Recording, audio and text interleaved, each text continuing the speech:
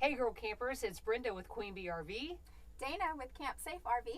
We are both certified RV inspectors, and we're coming to you with another episode in the series 52 Ways to Empower Women RVers. Today, Dana, we are going to address some of the big concerns that girl campers have about propane. We get lots of questions about these, and so I'm going to start asking you one.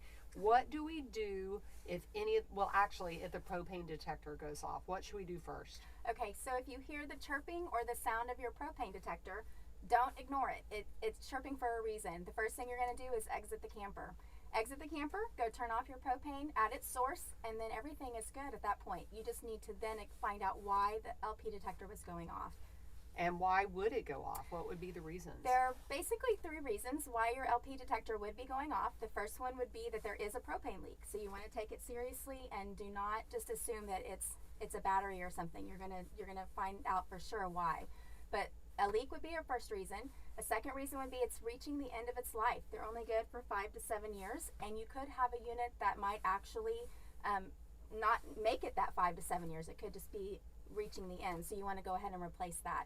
And then the third reason would be if your 12-volt battery system wasn't you were discharged and you've used your battery, you're on boondocking or something like that, and you've run your battery down. It's actually hardwired into the camper and it's powered by that 12-volt system. So you want to make sure you have a full battery charge. Got it.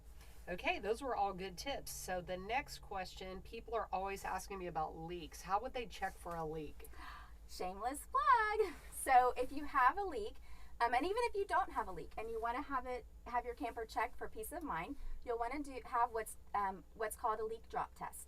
So it's an LP leak drop test, and it's done by a professional, somebody who's been trained in doing it. Certified RV inspectors can do it, certified techs can do it, your dealership can do it. It's about a 15-minute test from start to finish. It's very affordable, and it actually is something that would give you great peace of mind.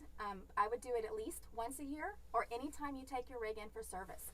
It should be something that's done if you have any type of work done on your camper involving the propane lines. It should be completed after the fix has been done, just to make sure that there hasn't been a development of a leak after the work was done. So ask your repair tech if they perform that after any kind of repairs. Yep, and they should be able to show you the results of that test as well. Absolutely.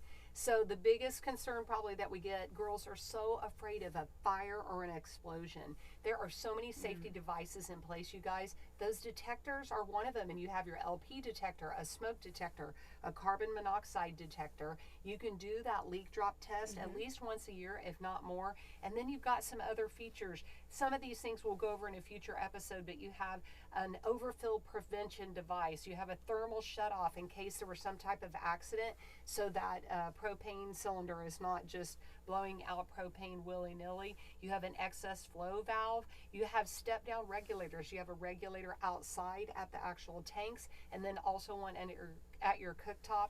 So there's several things that we can use to keep ourselves safe when we're using propane. It is inexpensive, and it is a really efficient source of power in our camper. So I hope those tips helped you guys, and we will see you soon on the next episode of 52 Ways to Empower Women RVers.